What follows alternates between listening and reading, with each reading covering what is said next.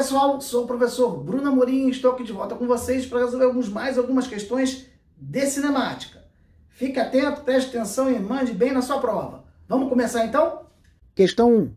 Jogadores de futebol com um chute forte conseguem chutar a bola na cobrança de uma falta com velocidade constante de até 108 km por hora.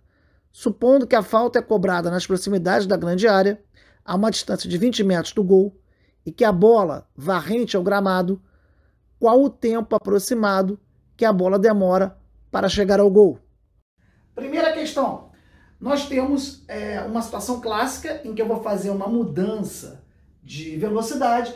A velocidade é de 108 km por hora da bola. Eu transformo para metro por segundo, dividindo por 3,6. 108 por 3,6, 30 metros por segundo. E a bola vai percorrer uma distância de 20 metros. Como é que eu calculo o intervalo de tempo que demora para a bola percorrer essa distância? V igual a ΔS sobre ΔT. Então eu vou ter que o meu ΔT passando para cima é igual a ΔS sobre V. A distância é de 20 metros e a velocidade, eu já fiz a mudança, 30 metros por segundo. Se eu pegar o 20 e dividir pelo 30, 0 cancela com 0, 2 terços, 0,67 segundos. Então, uma questão que cobramos de vocês, então somente fazer a mudança de quilômetro por hora para metro por segundo, dividindo por 3,6 e aplicando a fórmula da velocidade média, V igual a ΔS sobre ΔT. Essa velocidade é constante, então a gente usa a fórmula da velocidade média. Vamos passar então agora para a segunda questão. Questão 2. Um casal de namorados passeia de braços dados com velocidade escalar constante de 80 cm por segundo. O passo da menina mede 40 centímetros e o do rapaz 60 centímetros. Se, em certo instante, ambos tocam o pé direito no solo, o tempo decorrido para que isso ocorra novamente será de A. 1,5 segundos, B. 1,8 segundos, C. 2,0 segundos, D. 2,2 segundos, E. 2,5 segundos. Essa é uma questão também interessante e rápida de se resolver, exige um pouquinho de interpretação. Você tem um homem e uma mulher, cada um tem um tamanho de passo diferente. O tamanho do passo do homem é de 60 centímetros, da mulher de 40 centímetros.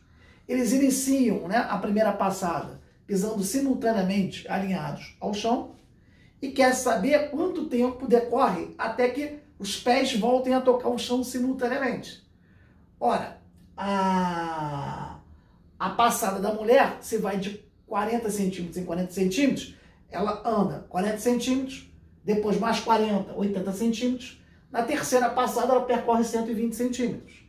Já a passada do homem é de 60 em 60. Primeira passada anda 60 centímetros. Já na segunda passada, anda 120 centímetros. Então, o homem, ao fazer 2 passadas e a mulher 3 passadas, voltam a pisar simultaneamente, como a questão pede. Então, eles percorrem uma distância de 120 centímetros, que é o NMC, entre 40 e 60, pisando simultaneamente. Qual é a velocidade com que eles se movimentam? 80 centímetros por segundo.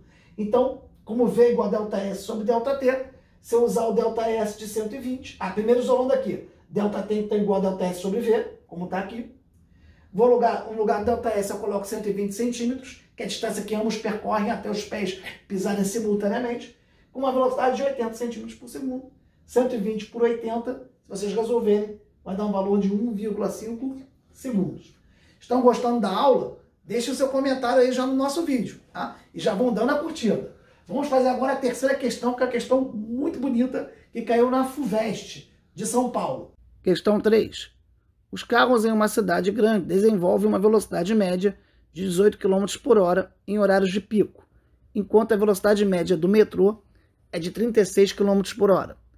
O mapa abaixo representa os quarteirões de uma cidade e a linha subterrânea do metrô.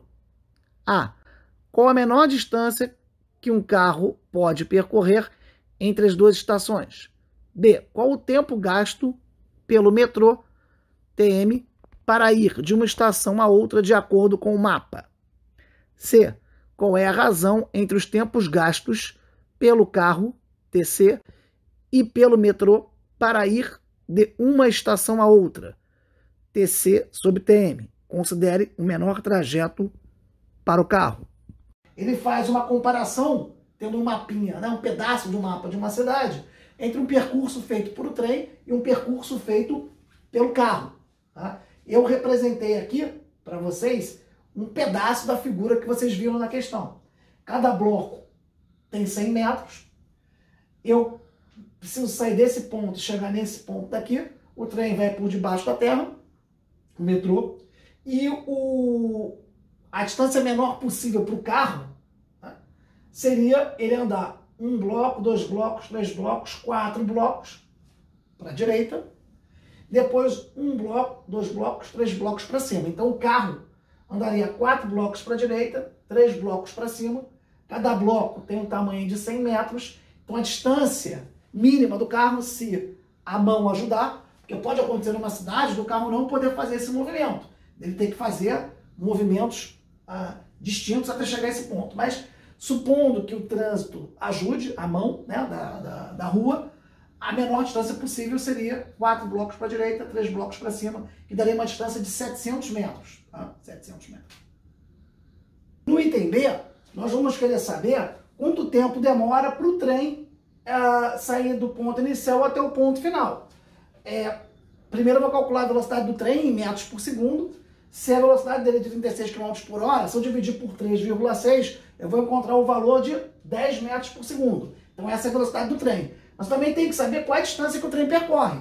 O carro percorre, no melhor das possibilidades, 700 metros. Agora o trem vai por debaixo da terra e nós temos aqui um triângulo retângulo de cateto 400 e 300. Se eu aplicar o teorema de Pitágoras, essa distância ao quadrado, a distância que a hipotenusa vai ficar, a distância ao quadrado igual a 300 ao quadrado mais 400 ao quadrado. 300 ao quadrado vai dar 90 mil, 400 ao quadrado 160 mil, se eu somar 250 mil. Então a distância vai ser igual a raiz quadrada de 250 mil, que dá 500 metros. Bom, eu sei que a distância é de 500 metros e eu sei que a velocidade é de 10 metros por segundo. Como é que eu calculo o tempo? Há uma relação direta que eu já usei para vocês aqui nessas duas outras questões. Como V igual a ΔS sobre ΔT, então se eu quiser isolar o ΔT, basta eu pegar a distância e dividir pela velocidade. É o que eu vou fazer aqui. Nós calculamos que a distância é de 500 metros, que o trem vai percorrer o metrô, e a velocidade é de 10 metros por segundo. Se eu pegar 500 e dividir por 10, 50 segundos vai ser o tempo que o metrô gasta para percorrer a distância de 500 metros por debaixo da terra.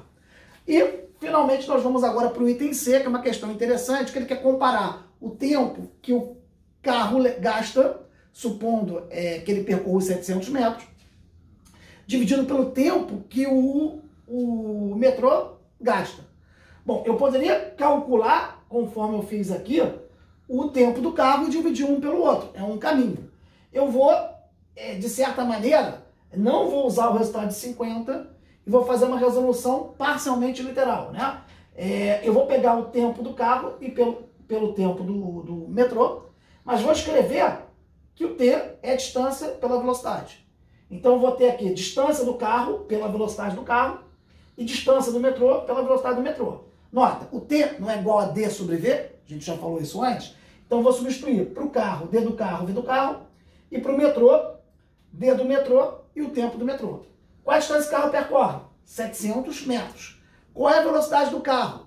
A velocidade do carro, a questão diz que é 18 km por hora, que é a metade de 36 km por hora. Então se eu estiver trabalhando com 18 km por hora, em vez de 10 metros por segundo, eu vou ter uma velocidade de 5 metros por segundo. Nota, vocês calcularam. 36 km por hora equivale a quanto? 10 metros por segundo. A metade disso, que é 18 km por hora, 5 metros por segundo. Ou você pega o 18 e divide por 3,6, vai encontrar 5 metros por segundo. Então vamos lá, distância que o carro percorre, 700 metros. Velocidade do carro, 5. Distância que o metrô percorre, 500 metros. Velocidade dele, de 10. 700 por 5 dá 140. 500 por 10 dá 50. Se eu dividir agora 4 zero com 0, 14 por 5 vai dar 2,8. Notem que coisa interessante, não só o metrô tem uma velocidade maior, por isso ele faz num tempo menor, como ele também percorre uma distância que é menor. Então é lógico que o tempo do metrô vai ser consideravelmente menor que o tempo do carro. Por isso que a razão aqui, entre os tempos, é de 2,8. Ou seja, o carro é uma opção mais lenta para você fazer o mesmo percurso. Vamos resolver agora a nossa quarta questão. Presta atenção então no enunciado da questão. O FRJ, numa competição, Fernanda nadou 6 quilômetros e, em seguida, correu outros 6 quilômetros. Na etapa de natação, conseguiu uma velocidade escalar média de 4 km por hora. Na corrida, sua velocidade escalar média foi de 12 km por hora. A. Calcule o tempo gasto por Fernanda para nadar os 6 km. B. Calcule a velocidade escalar média de Fernanda no percurso total da prova. Como vocês podem ver, eu tenho uma determinada competição que tem uma parte de natação, uma parte de corrida. São 6 km de natação e 6 km de corrida. A questão é clara, a velocidade que você consegue manter durante a natação é de 4 km por hora e a velocidade na corrida de 12 km por hora. Coerente. A gente consegue correr a uma velocidade muito maior do que a gente nada. A primeira pergunta se refere ao tempo que é gasto na etapa de natação. Lembrando que eu tenho a velocidade, 4 km por hora, e eu tenho a distância que vai ser percorrida durante a prova de natação. Velocidade é igual a distância sobre tempo. Se eu quiser isolar o tempo, T1, que é o tempo para percorrer a parte da prova de nado, T1 vem para cima, V1 vem para baixo, T1 então igual a D sobre V1. No lugar de D eu boto 6 km, no lugar de V1, 4 km por hora. Se eu pegar 6 e dividir por 4, dá 3 meios, 1,5 horas. Então esse é o intervalo de tempo para cumprir a etapa de natação. No item B, vai ser perguntado qual a velocidade média durante todo o percurso. Eu tenho dois trechos distintos que são percorridos com velocidades distintas. O primeiro trecho com 4 km por hora na natação e o segundo trecho com 12 km por hora. Vamos então calcular a velocidade média? A velocidade média é toda a distância percorrida dividido pelo tempo. A distância toda está claro aqui, 6 mais 6, 12 km. O tempo, eu tenho o tempo da natação, 1h30, falta calcular o tempo da corrida. Se V1 é igual a D sobre T1, sendo V1 a velocidade da natação, eu posso dizer que o tempo da corrida vai ser igual a distância dividido por V2. Se eu botar V2 aqui e T2 aqui, analogamente, T2 vai ser igual a D sobre V2. Então, 6 km, a velocidade na corrida é de 12 km por hora, 6 por 12, 0,5 da hora. Então, foi 1h30 nadando, meia hora correndo.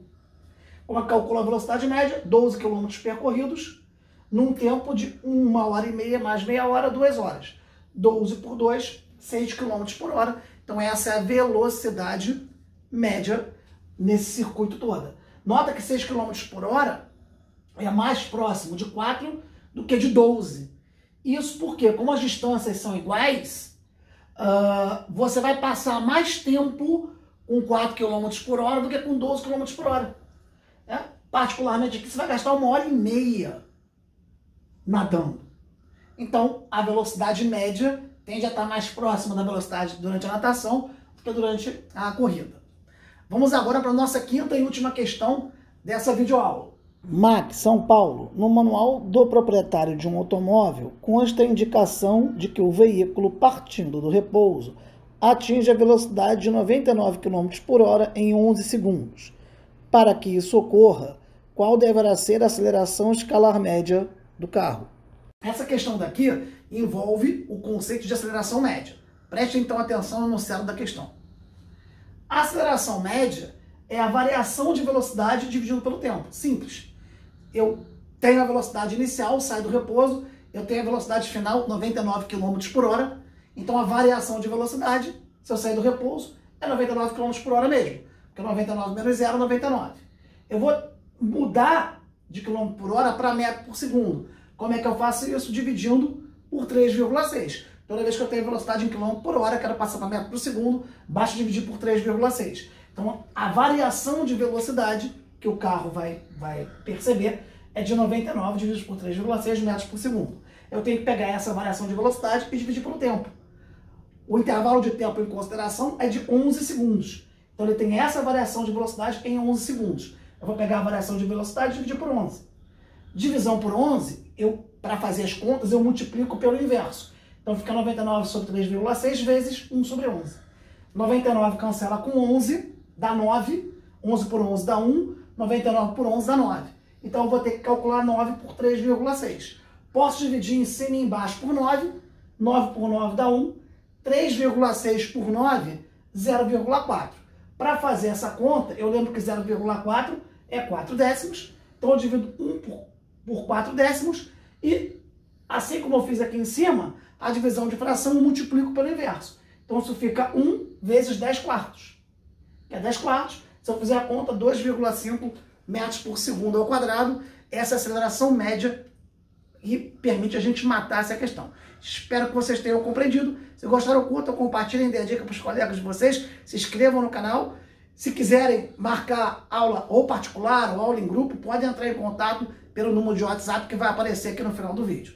Um forte abraço a todos e até a próxima oportunidade. Repitam comigo o nosso lema: eu vou passar.